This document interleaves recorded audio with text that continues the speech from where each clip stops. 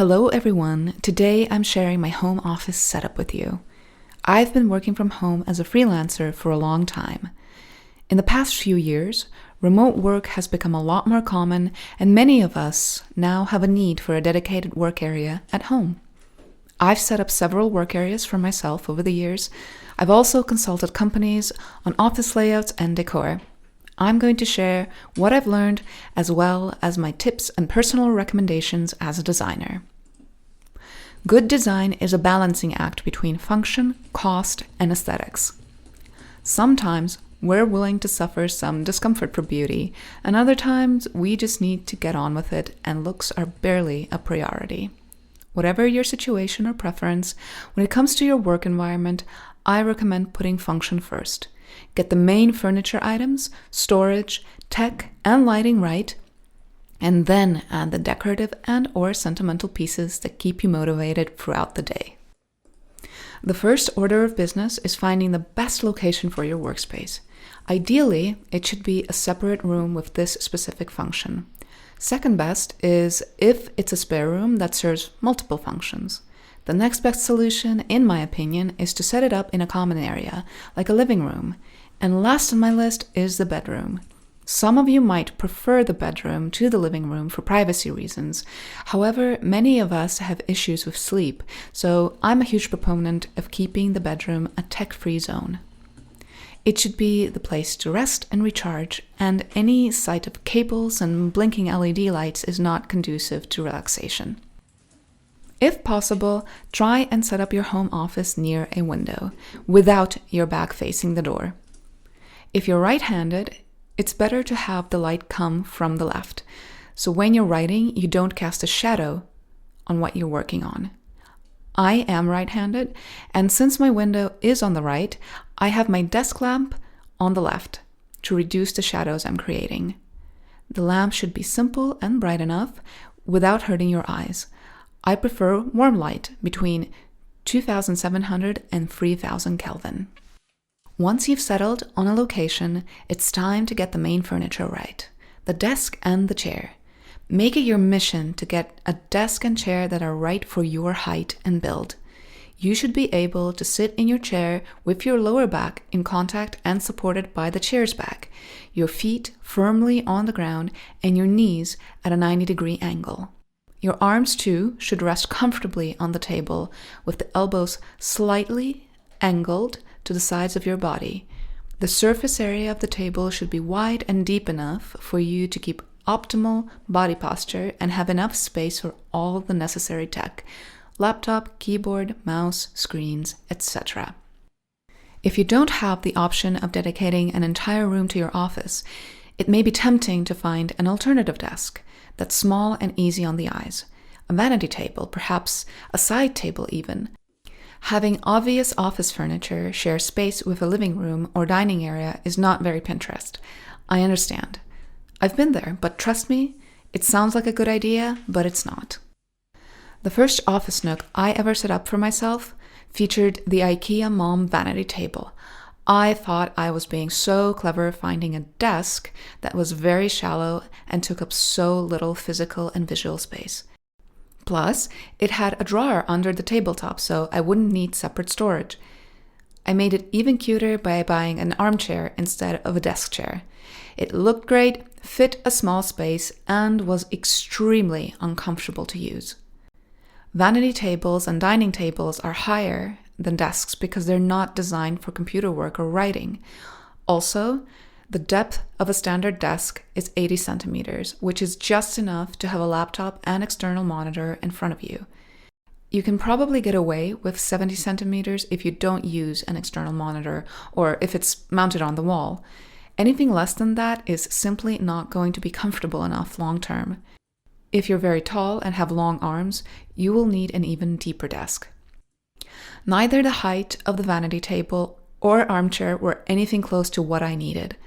One was too high, the other too low, and that drawer I thought would be so useful barely opened and made reaching for things very difficult. By the way, if you want to maximize comfort and productivity, I would avoid any desk with a built-in drawer. Here's why. If you were to have everything at the correct height, there would be very little space between your legs and the tabletop. Having a drawer there would shift the position of your arms due to its additional height. As beautiful as some of these desks can be, unless you have a very long torso, I would avoid desks with built-in drawers altogether. Let's dive deeper into ergonomics. Most standard desks are about 70 centimeters high. I'm about 165 centimeters tall, and for me, 70 centimeters is too high. Most average chairs do go low enough for my height, but the seat depth is too big, and I end up sitting on the edge of the chair, leaning on my elbows with my neck and back in pain. I highly recommend a height-adjustable desk. Not only do you get the benefit of changing things up and working while standing for a while, but you also get to fine-tune the desk height when seated. I wasn't sure if I'd like a sit-stand desk, so I didn't want to buy an expensive one straight away. I got the Ikea Skarsta, which they've since rebranded as Trotten. Unlike the Ikea Bekant table, which has a motor, the Skarsta/Trotten has a manual crank. Another key difference, which I hadn't realized at the time of purchasing the table, is that the minimum and maximum height of these tables is different. They didn't have a Skarsta at my local Ikea to try out, but I tried the Bekant in store and found it comfortable. I assumed the Skarsta would be as comfortable, just without the buttons and motor. When I actually got and assembled it, I immediately noticed it didn't feel right. That's because the minimum height of the Bekant is 65 centimeters and the Skarsta's is 70 centimeters. Yes, the average height I mentioned earlier. So in that sense, the Skarsta is a fail because its lowest setting is too high for me. It didn't occur to me that IKEA would have different height ranges across their sit-stand desks. So that was a bit of a tough lesson to learn. I have to pick between either having my feet at the right height or my arms. It's not ideal, but manageable. I'm glad that I've been able to try out the standing height of this desk. To be honest, I rarely use it, and I'm not sure why. In fact, I can't remember the last time I used it, so I might just try that next week. I do think it's a good way to shake things up and push me into a more productive state when I'm really struggling to get myself into work mode. It takes about 40 seconds to get the desk from its lowest setting to the height that I need for standing. Even though the desk base is quite robust, it doesn't feel very solid. It shakes quite a bit, especially in the high position. Most of these desks have a metal support detail that runs along the length, underneath the tabletop. Non-sit-stand desks can have this too, but not always. In addition to support, they also house the sit-stand mechanism. Unfortunately, where it is exactly where my and likely your knees would be when seated at the desk. I've hit my knees too many times to count at this point. I wish there was a way to make a sit-stand desk so that the mechanism was at the very back of the table, well out of the way of one's knees. If at all possible, try these tables out in person. Sit with your feet on the ground or cross-legged and make sure nothing is bothering you. While I think the legs of the Skarsta/Trotten are well made, I can't say the same for the tabletop itself. Mine has a lot of nicks and scratches, and it hasn't had anything out of the ordinary happen to it. It hasn't been dropped or slammed into anything. Nothing sharp has been kept on it, just notebooks, papers, and laptops. Yet it looks like it's been through a fair bit. So, would I recommend the Skarsta/Trotten? In certain cases, yes. If you're about 170 centimeters or taller, I think you can find a height setting that's comfortable for you.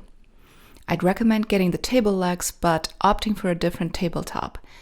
Something that's better quality and maybe about 10 centimeters deeper than the standard 80 centimeters, so you can basically move the metal beam farther away from your legs. For someone that's my height or shorter, I would go for the Bekant instead. As for me, I'm going to continue to use it, but I'm keeping my eyes open for a possible upgrade in the future. Let's move on to the chair. I have the Herman Miller Sayl chair. As a design enthusiast, I was aware of Herman Miller and I'd seen the Aeron chair at MoMA. I'm very curious about how things are made and why, and I try and buy things that will stand the test of time in both appearance and quality. I found a local Herman Miller stockist and was able to try out the Aeron, Sayl, Mira, and Embody. I thought I'd like the mirror the most, but I actually preferred the Embody and Sayl because of how the back of the seat tapers upwards on those models. I liked how they offered enough support but also let me move my arms and stretch.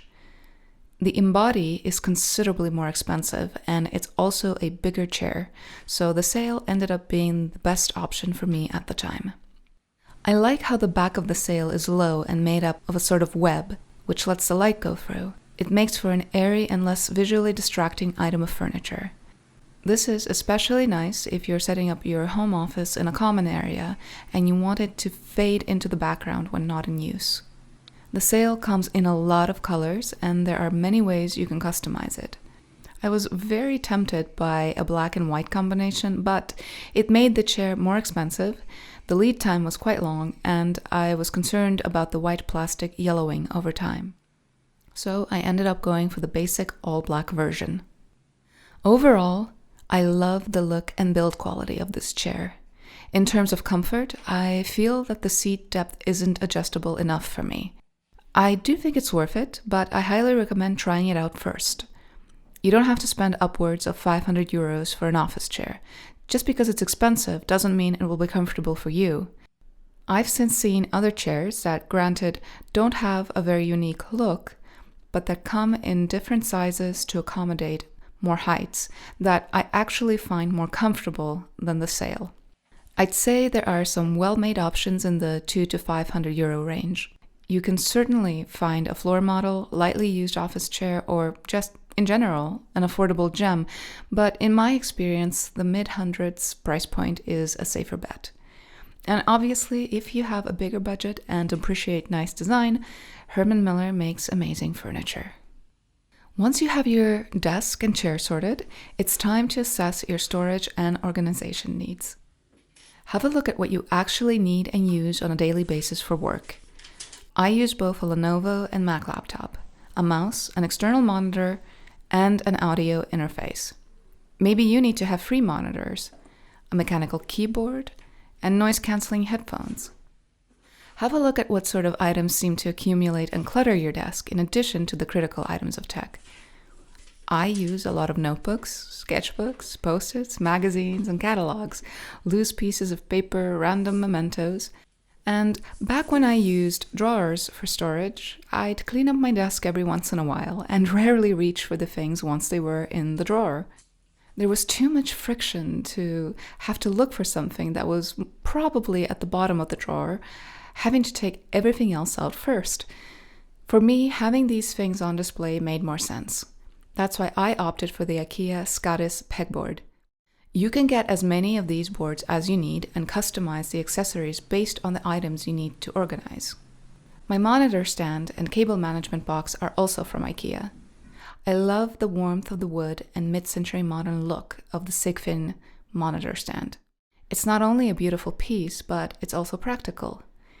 Originally, I'd bought all kinds of little accessories to hide cables, but over time I found them frustrating because I need to disconnect and use my things on the go pretty often. Now I only have one clip guiding the cord from my lamp. I organize my longer or loose cables with little H&M hair clips and keep them hidden under the monitor stand. Since I use 2 laptops, I keep the one I'm not using under the Sigfinn to save space on the desk. I keep an extension cord in the Romma cable management box to plug in my main devices.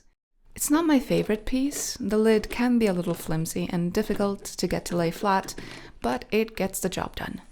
I don't have a lot of purely decorative items in the office. I try and have certain pieces multitask, serve their main purpose, but also create beauty. For example, my ceiling light is more ornate than what you typically have in an office space. The wooden monitor stand is not as utilitarian as some plastic ones, and the collection of random things on my pegboard is visually pleasing to me. I also have some of my work displayed on the wall behind my desk. I use the Ikea Lomviken frames. They're my favorite. I love the thin metal frame. I think it looks great in black, white, silver, and gold, and they come in many different sizes. I think it's a great frame to display your work if you're in the creative field, or just pictures of moments, people, and places that inspire you. That's it for my office tour. I hope you got some useful tips for setting up or refining your own workspace. Thank you for watching, and I'll see you in the next video.